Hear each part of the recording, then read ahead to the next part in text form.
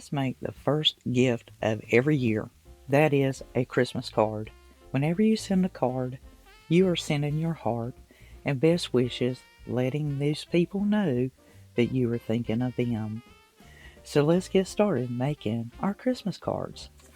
Here I have a kit. This is called a card kit. I got this in the Target dollar spot, and there are 8 in here. I gave $1 for this some time ago, but they're still obtainable. You have 8 cards and 8 envelopes. That's going to speed this up. Now, the next thing I have is I have been sharing with you guys lately these rub-on transfers. This is the Vintage Christmas Collection. I'll be sure to put a link in the description box down below so you can find these. There's 2 different styles. They're both Vintage Christmas. You're going to love them. This year, I had invested in these beautiful stamps. Now, you do these with ink, and these actually are like miniature stamps and postcards. They're beautiful. Along that way, I also invested in the decor stamps. This is by Redesign, and they are really easy to obtain. They're beautiful, and this one is a large sheet of 8.5 by 11. You can see all the different stamps here. Now, this is the Merry and Bright tags because this is commonly designed for making like gift tags. But what you'll see here is the verbiage and the pictures make beautiful, beautiful stamps. Along that way, I went and collected my favorites: black, red, and green. These are my inking stamps. And that way, you've got plenty to work with. So let's get started. Commonly when I start out, I'll get 2 envelopes and 2 cards because when I'm going through there, I generally come across something and I start creating and designing an idea. On these transfers, there is not a rubbing stick, but I recommend that you get like a ice cream stick. This one came with the Gilder's paste that I use, and you can see I've already been using these on previous projects. There are a ton of these rub-on transfers. I will give you a preview really quick so that you can see what you can expect out of this vintage Christmas pack. And you have Merry Christmas, Holly, and this right here is an entire picture, so you could just do that one. Now, what's great about these, they have a backing paper, so you'll cut out the one that you want, and they're risen. It's hard for you to see that, but they have just a little bit of rise so that you can tell these are truly, truly dimensionally printed, and they are good quality so that you are truly going to get this picture. It's going to look just as vivid and bright as you see here, and you can already see how well they're going to show up on a white background. So it'll be really easy for you to go through here and pick out some of these beautiful pictures. Look at this Santa Claus and this timepiece. They are gorgeous. I'm truly in love with all of the snowman. The bells and pine cones just look like you could just pick them up right off the card. And this Santa, he's carrying the tree and the doll and the drum and the horn. Just absolutely gorgeous, just like a vintage Christmas card. And him with the French horn, and he's got his keys. There is the Merry Christmas again. And as you see, they have these little ornaments hanging about. Beautiful rub-on transfers. And this buck, or reindeer rather, is gorgeous. They look so real. The candy canes, like you could just eat them. And the bells tied on this candy cane. And this can give you some decorating ideas too. Look at all those gifts. How beautiful.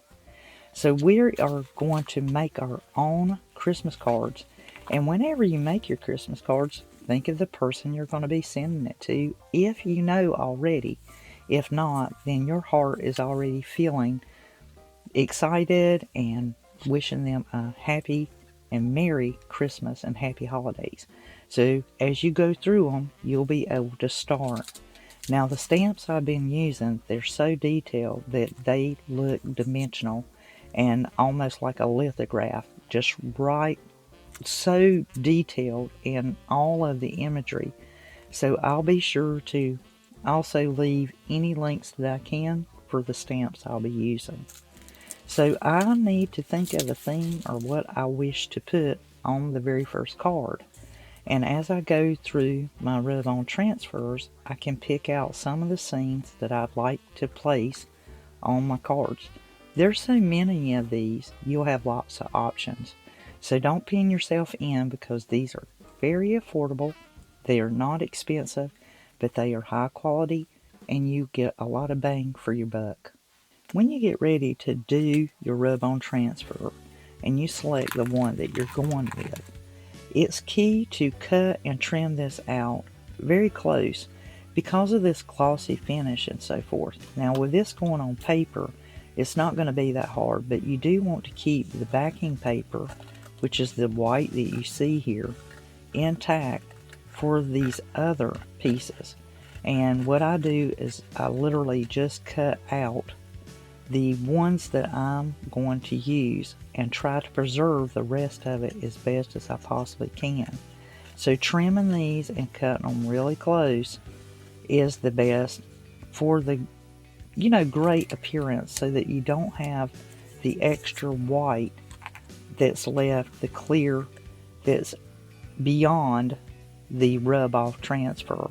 And it does make a difference. So before you completely remove the back, you want to trim off all this extra and get it as close as you can so that the picture is more to the liking and not so much of the white that you see, or rather it's the clear adhesive that these are buckled to that makes them once they're created. It's a plastic, and you don't want that left behind if you can help it. You really want it to look like they were printed on the card just as you see them. So I've trimmed out my piece, and you can see just how close I've trimmed that. And what you'll do now, that you want to take this paper off of it, this backboard, because your clear piece you're going to rub and transfer onto your card.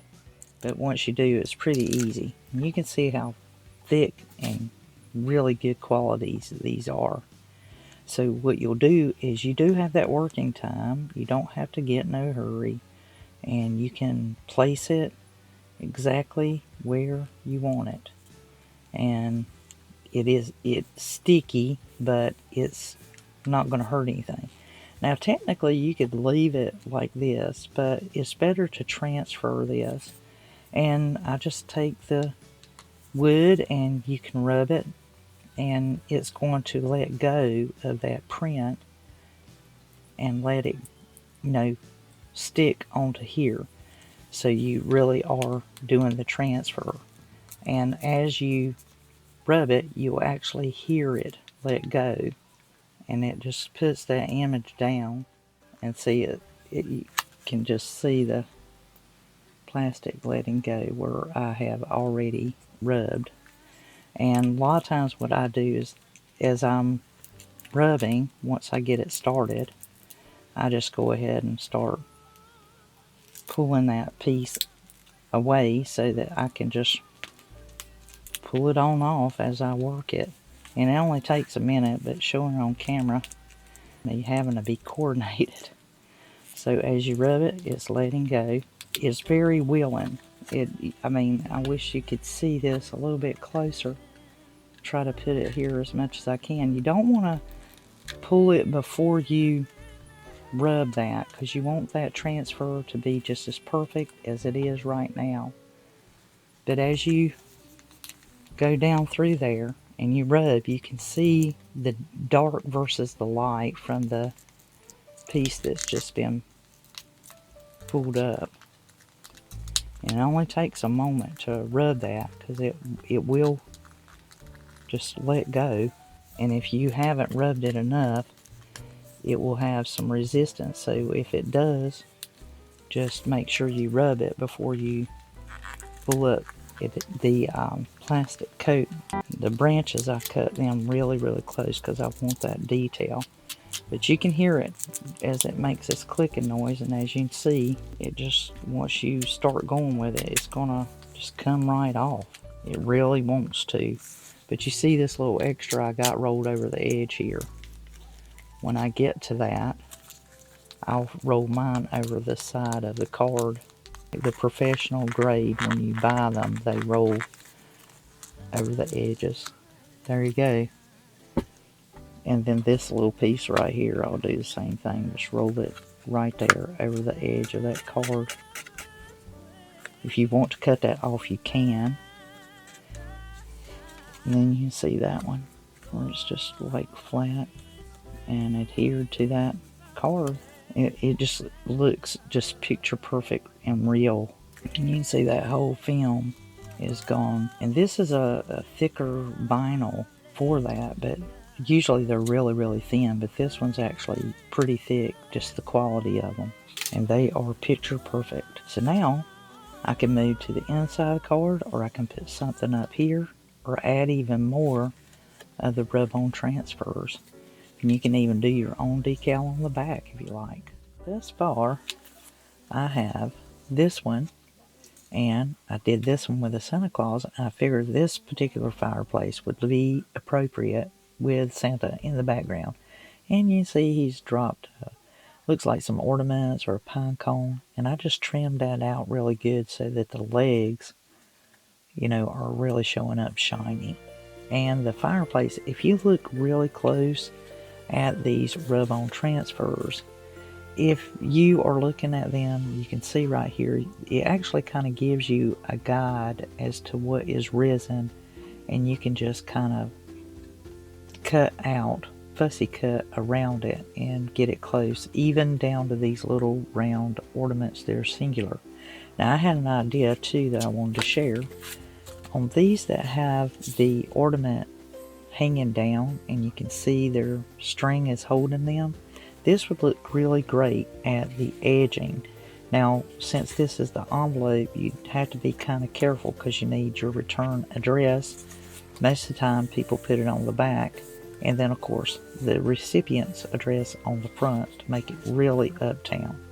So I will pick something like, you know, these dangling ornaments that are hanging, and this one would like mistletoe, and that one has a beautiful ornament hanging from it. And place that at the edging of the envelope. There's the envelopes that I did. This one I got in too much of a hurry, and you can see that you can tear the paper really easy if you're not making sure that you rub it. So burnishing it is another word that, or term that's used when you do these.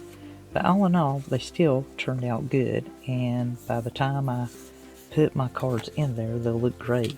Here's another one I did with the snowman, and I used the Merry Christmas that's in these packets. Once again, going vertical, where this one is going horizontal. And the inside, well, that's going to be up to you and what you put on the inside as to whether it be vertical or horizontal. I know that this one needs a little bit more, so I'm going to show you some tricks that I do with that.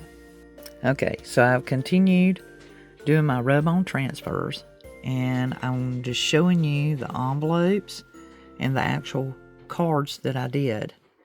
And you can really truly get creative. I used my stamps like compliments of the season, and uniquely enough, I even did that like on the back. For example, you know, I did it almost like Hallmark would do their cards, or any company when you buy the cards from them, they have the stamp on there. So compliments of the season. Did it a little bit faded there, some of them a little more brilliant, and then here on the top, really, really starlit, and then of course, you know, like on the back, almost like a watercolor. And they just turned out absolutely beautiful. Now on the inside, I used different stamps. I used my green ink and just really did some stamping there. I did different ones, and like this one's horizontal, and then I used two stamps inside of it. But this one, for example, I did it in the center and just did its most wonderful time of the year stand. This one with the Santa Claus, as you can see, I just put it to one side inside the card. And then that way you can write your sentiments or your signature and the date and so forth on the opposite side. So that is what I have completed. Here are the envelopes. And then on the back of them, I also put like a stamp. And then a few of them I did more of a split so that when they open it up or when it's closed. So those are some ideas for you to do your Christmas cards. We're just days away from our countdown here, but my cards will still mean just as much when they go out to the people I love. So there you go. If you like this video, definitely give it a thumbs up. Share it with someone that you think would enjoy this video and some of the ideas, as well as the rub-on transfers. Subscribe to the channel if you haven't already. We do lots of DIYs. This is Elizabeth. Until the next DIY, well, I'll be crafting, y'all. Merry Christmas.